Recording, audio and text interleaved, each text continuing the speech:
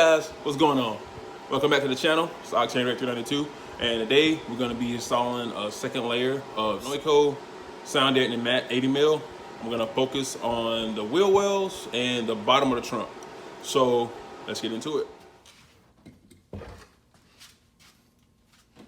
All right, guys. So the size tool I'm using for this particular little screw right here is a T20.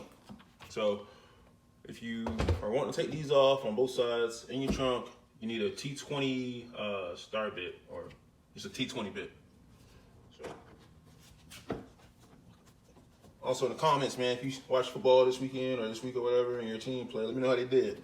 My Jags didn't look too good, but I mean, it's still preseason, so I mean, I guess they still work out the kinks. And remember, when you take out your screws, to put them in an area where you won't lose them. There's only two, so the rest of these are clips. So just put those in a bag and save them, because you're gonna need them when you put it back in. So now those are out, those two screws. These come out just like that.